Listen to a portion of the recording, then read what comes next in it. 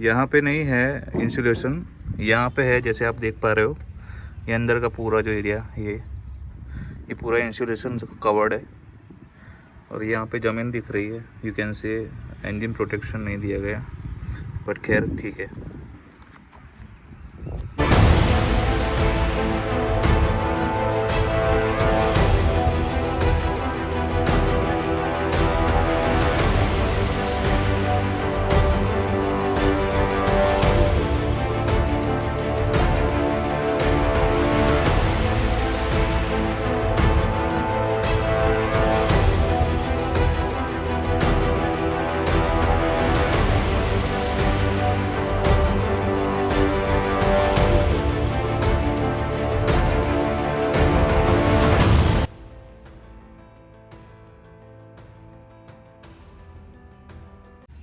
नमस्कार दोस्तों, एक बार फिर से स्वागत करते हैं चैनल पे।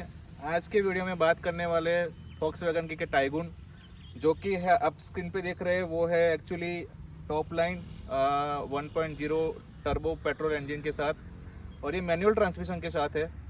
और ये गाड़ी है नीतीश जी की। बहुत बहुत स्वागत है नीतीश जी आपका। क्यों तो अभी बात करेंगे सबसे पहले कार सिलेक्शन की।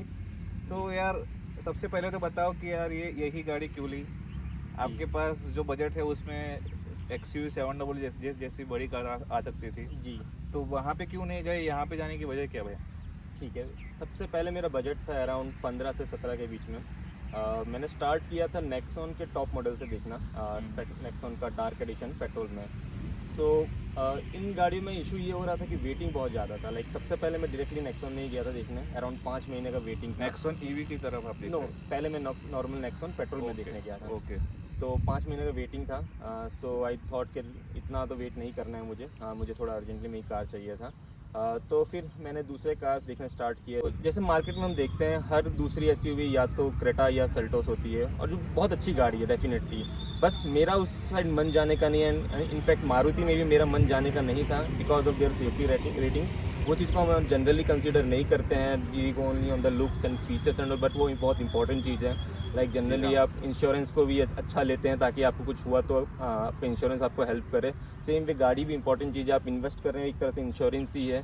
जितनी बेटर गाड़ी, जितनी बॉडी बिल्ड बेटर रहेगी गाड़ी का, एक्सीडेंट्स में आपको उतनी थोड़ी सेफ्टी रहेगी। जो होना है वो तो बात की बात है, पर स्टिल आप अपने साइड से थोड़े एफर्ट्स लेके चल रहे हैं कि क्या है। यहाँ पे मैं एक बात बता दूँ दोस्तों, सेफ्टी रेटिंग जो होते हैं वो इस तरह से दिए जाते हैं कि अंदर जो बैठे हुए हैं उनको कितना डैमेज हुआ है, ठीक है। अंदर बैठा हुआ बंदा, उसको कितना डैमेज हुआ है, उस हिसाब से गाड़ी की जो रेटिंग है वो डिसाइड होती है। तो यहाँ पे आपने बहुत सही बात बोली। जी, जैसे इसको टाइगन को 5 स्टार रेटिंग है और क्रेटा और सेल्टोस को 3 स्टार रेटिंग ही है। तो वो चीज़ के कारण मेरा इच्छा नहीं थी उस साइड। एंड फाइनली मैंने जब मुझे फाइनल डिसीजन लेना था तो 2 गाड़ियों में मुझे सबसे जाके फाइनल मेरा मन सेट हो रहा था। एक तो MG की एस्टर थी एंड सेकेंड ये फोक्सवैगन टाइगन। सो मैंने पहले एस्टर बुक किया बिकॉज मुझे थोड़े उसके लुक्स बेटर लग रहे थे। आपने बुकिंग कर दी थी? जी, मैंने बुकिंग कर दी थी। ओके।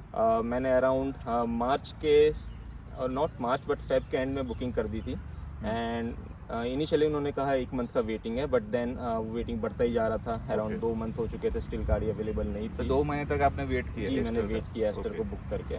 फिर जब नहीं आई, फिर उस टाइम पे मैं डेफिनेटली टाइगन के शोरूम में भी, मतलब फोक्सवैगन के शोरूम में भी जाके मैं चेक करके आया था। गाड़ी मुझे काफ़ी अच्छी लगी थी। जब 2 महीने तक गाड़ी नहीं आई तो आई थॉट कि लेट्स आस्क कि कितने टाइम लगेगा अगर टाइगन मैं बुक करता हूँ तो कितने टाइम में मुझे अवेलेबल होगा। तो लकीली ये वाइट कलर में टॉप 10 मॉडल उनके पास रेडीली अवेलेबल था।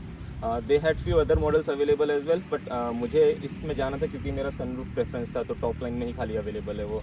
तो फिर हमने बुक किया and with all registration and all 1.5 week के अंदर हमको कार अवेलेबल हो गई।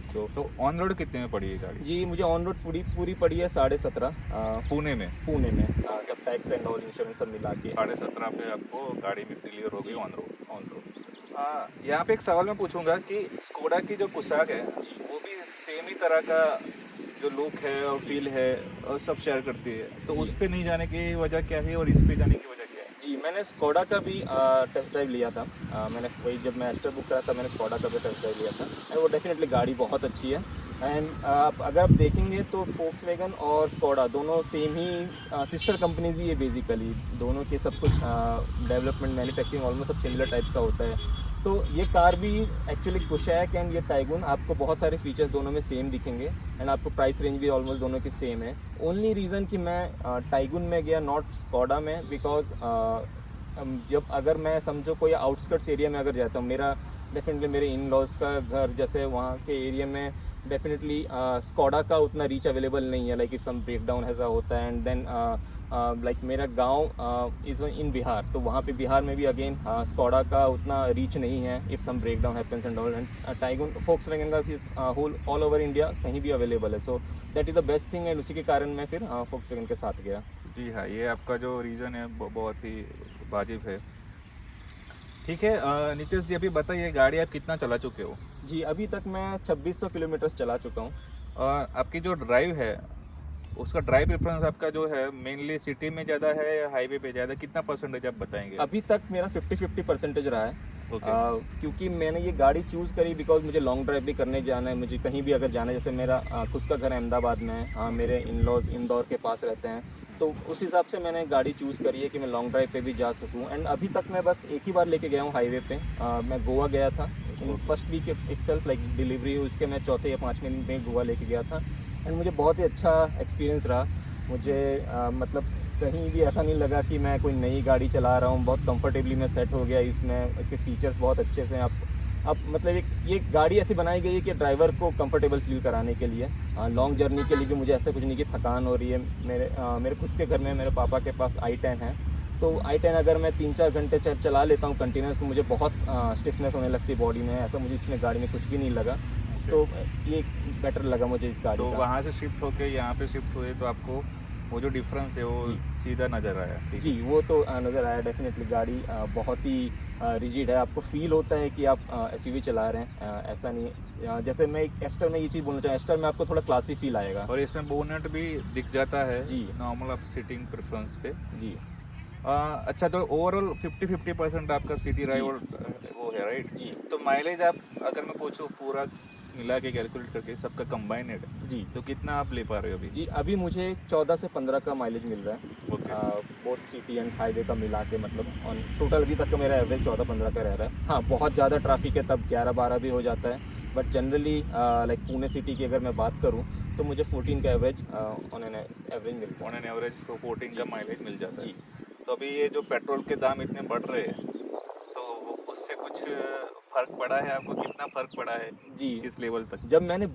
मुझे डिलीवरी हुई तब पेट्रोल का प्राइस एकदम पीक पे था, तो मतलब और आपका टर्बो है? जी जी Right. तो उस टाइम पे एकदम पीक पे था, तो अभी तो मुझे थोड़ा बेटर लग रहा है, पेट्रोल के रेट कम हुए कम हो गए। तो आई होप फ्यूचर में भी और कम हो जाए petrol Okay. Rate. And like जैसे मैं आपको बता रहा था कि मेरे पास दूसरी गाड़ी भी है i10 CNG, तो लाइक जब सिटी के अंदर अगर जाना रहेगा तो I will prefer i10 because CNG है तो उसमें थोड़ा कॉस्ट कटिंग भी रहेगा। बट जब मुझे डेफिनेटली घूमने जाना है या फिर ऐसे टेरेन्स में जाना लॉन्ग है, राइड पे? हाँ, तो मैं प्रेफर करूँगा इस गाड़ी को जैसे, क्योंकि इसका ग्राउंड क्लियरेंस इतना अच्छा है कि मैं मतलब पथरीले टेरेन या माउंटेन टेरेन पे भी मुझे घूमने जाना है तो मैं इजीली लेके जा सकता हूँ। तो हाँ ठीक है, अभी 2600 किलोमीटर चला चुके हो आप, जी तो क्या क्या खूबियाँ लगी है, ऐसी क्या चीज़ें हैं जो आप बताओगे कि पॉजिटिव साइड पे है? जी, सबसे पहली चीज़ तो मुझे वेंटिलेटेड सीट मैं बोलूँगा, क्योंकि i10 जब मैं चलाता था तो मेरा बैक पूरा पसीना पसीना हो जाता था। अगर मैं लॉन्ग ड्राइव में चला रहा हूँ तो आप 1 घंटे या 1.5 घंटे में भी इवन दो AC फुल हो तो भी आपका बैक पूरा पसीना पसीना हो जाता है। ये चीज़ भी अच्छी है कि आपको वो चीज़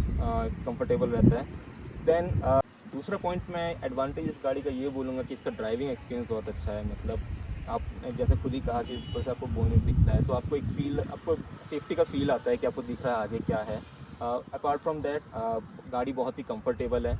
मतलब आई वॉज एक्सपेक्टिंग कि इतनी बड़ी गाड़ी है तो डेफिनेटली इसके कंट्रोल्स एंड ऑल भी बहुत रिजिड होंगे, पर ऐसा नहीं है, बहुत ही सॉफ्ट कंट्रोल्स हैं। अपार्ट फ्रॉम दैट इसको मैंने जैसे एस्टर जब चलाई थी तो एस्टर में थोड़ा लैग है, आप एक्सेलरेट करते हैं उसके बाद थोड़ा लैग लगता है आपको, फिर गाड़ी एक्चुअली एक्सेलरेट होना स्टार्ट होती है। बट टाइगुन में ऐसा नहीं है, आपको तुरंत उसका रिस्पॉन्स मिलता है, तो that is another good thing. तो जैसे ट्रैफिक से आप सडनली ट्रैफिक से आप नॉर्मल एरिया मूव हो रहे हैं तो आपको ईजिली एक्सेलरेट हो जाती है गाड़ी। डेफिनेटली 1.5 टर्बो में तो और बेटर है इसका पिकअप, बट 1.0 भी कम नहीं है, बहुत ही अच्छा है। मतलब हम लोग के लिए जैसे कहीं भी लैग फील नहीं होता। कहीं भी लैग फील नहीं होता है। हम लोग के जैसे जो नॉर्मल ड्राइव करते हैं, वी आर लाइक हम लोग को ऐसा नहीं कि गाड़ी कुदानी है हमेशा, नॉर्मली चलाना है, तो उस हिसाब से बहुत ही अच्छा है। 1.0 turbo is enough for that. Okay, so that is another thing. और बाकी एस्टर में फीचर्स बहुत ज़्यादा थे, जी तो हमारी बात हो रही थी एस्टर के बारे में, क्योंकि उन्होंने एस्टर पे भी काफ़ी ध्यान था उनका।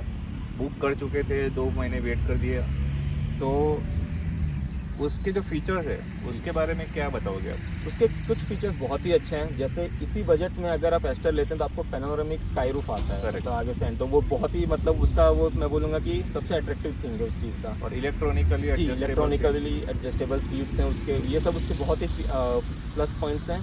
नेगेटिव मुझे ये लगा, जैसे उन्होंने उसको इस चीज़ को बहुत हाईलाइट किया, उन लोगों ने एक आगे को AI रखा है, पर वो that doesn't function properly. Like जब वो मुझे गाड़ी के शोरूम में जब मुझे गाड़ी दिखा भी रहते हैं, दी डीलर एक्चुअली ट्राइड कि सनरूफ खोलो, like he asked that particular AI thing to open sunroof, पर वो वर्क नहीं किया। तो मतलब स्ट्रगल कर रहे हैं, स्ट्रगल तो करता है, like it was not perfect, और कभी करता भी तो नॉट ढंग से नहीं करता, ऐसे कुछ इश्यूज थे। सो आई थॉट दैट अभी इस फीचर्स को मतलब इतने सब कुछ इलेक्ट्रिक चीज़ों में जाने में थोड़ा लॉन्ग टर्म में लॉस भी हो सकता है, क्योंकि कल जाके कुछ ख़राब हुआ तो मेरा खर्चा ज़बरदस्ती का बढ़ जाएगा, because electric things are require lot of maintenance and all, और उनका कुछ पार्ट्स मिलना बहुत डिफ़िकल्ट हो जाते हैं, उसका रिप्लेसमेंट होना सब इश्यूज हो जाते हैं। तो इस कारण मैं जस्ट इसके तरफ गया। एंड आपको एस्टर और टाइगुन में सबसे बड़ा डिफरेंस ये लगेगा ड्राइविंग में।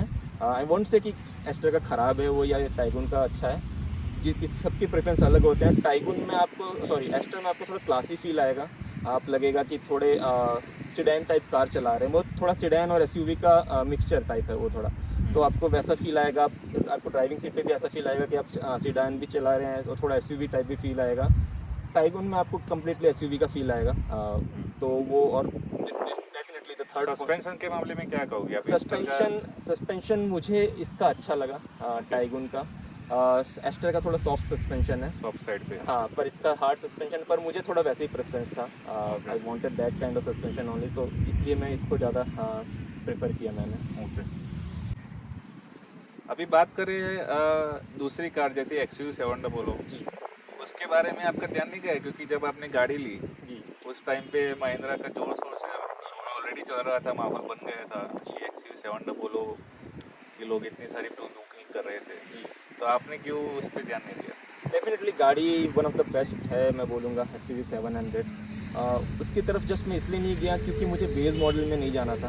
मेरे कुछ रिक्वायरमेंट्स था ऑलरेडी, जैसे मैंने कहा कि सनरूफ चाहिए था, वेंटिलेटेड सीट्स चाहिए थी, I think Harrier, I am not sure, control चाहिए था। I am not sure Harrier में तो लाइक रिवर्स पार्किंग कैम भी नहीं है, तो I that was one more thing which I wanted in my car. Like इतना पैसा लगा रहा हूँ तो आई वांट कि एटलीस्ट दीज बेसिक फीचर्स भी रहें, तो इस रीज़न से मैं जस्ट उस कार की तरफ नहीं गया। That's why, and already like initially our budget was around 14 to 15 itself, हमने ऑलरेडी स्ट्रेच करके 17.5 का किया, एंड अगर हम लोग बेस मॉडल लेने जाते तो 19-20 का पड़ता, तो बहुत ज़्यादा एक्सटेंड हो जाता हमारा budget. So we are very happy कि हमने इसमें इतना थोड़ा बजट एक्सटेंड करके इसको लिया। डेफिनेटली वो कार भी हर एक, अब कार का कोई लिमिट नहीं है, लाइक आप इसके ऊपर ही आप फिर जीप सोच सकते हैं, फिर जीप के ऊपर भी अब इग्वान आ जाती है वो सब, पर वो कोई लिमिट नहीं है। सो लाइक वो हमेशा एक्सटेंड ही होते रहता है। सो हम इसलिए इस टॉपिक पे ज़्यादा चर्चा कर रहे हैं क्योंकि ये बजट ही ऐसा है कि सारे दरवाजे खोल देता है, ठीक है। किसी बड़ी गाड़ी का स्टार्टिंग वर्जन आ जाता है, या फिर कहीं सेम ही सेगमेंट में और गाड़ियाँ हैं जो काफ़ी अच्छी है और सक्सेसफुल है, ओके, ठीक है। और ये हम इसलिए चर्चा कर रहे हैं क्योंकि आपको भी जानने को मिले कि टाइगुन लेने का डिसीजन इनका क्यों बना, कैसे बना, और दूसरी गाड़ियों को रिजेक्ट कैसे किया। खैर, अब बात करते हैं थोड़े तीखे सवालों की, ठीक है। अभी बात करेंगे हम इसके नेगेटिव साइड की। जी, तो नेगेटिव हर गाड़ी का रहता है, तो आपकी गाड़ी का क्या नेगेटिव आपको लगा कि यार ये कुछ बेहतर हो सकता था, या फिर ये दे सकते थे, या ये क्यों नहीं दिया, या सब कुछ? जी, सबसे पहला पॉइंट मैं बोलूँगा, डेफिनेटली बाहर से कोई इन्होंने कॉम्प्रोमाइज़ नहीं किया, लेकिन अंदर से कुछ कॉस्ट कटिंग करी है इन लोगों ने। लाइक आप देखेंगे ड्राइवर सीट पे प्लास्टिक बॉडी है, मतलब ड्राइवर सीट पे सामने पूरा प्लास्टिक है। आप एस्टर में अगर देखेंगे ये चीज़ पूरा लेदर बॉडी मिलता है, वो आपको बहुत ही क्लासी फील आता है इससे। तो यहाँ इन लोगों ने थोड़ा कॉस्ट कटिंग किया। आई थिंक ये लोग यही चीज़ बेटर प्रोवाइड कर सकते थे, थोड़ा बॉडी ही बेटर प्रोवाइड कर देते तो इंटीरियर फील और अच्छा हो सकता था। लेकिन नेगेटिव पॉइंट में ये बोलूँगा, इन लोगों ने थोड़े बटन्स में कॉम्प्रोमाइज़ किए हैं। लाइक एसी अगर मैं बोलूँ, एसी टच स्क्रीन ही है यहाँ पे। एसी के कंट्रोल्स आपको बढ़ाना है या कम करना है, उसको टच स्क्रीन, और इसके लिए आपको रोड पे से ध्यान हटाना पड़ता है। अगर आप अकेले ड्राइव कर रहे हैं तो आपको रोड पे से थोड़ा ध्यान हटाना पड़ेगा प्लस माइनस करने के लिए, जो कि बहुत रिस्की चीज़ है।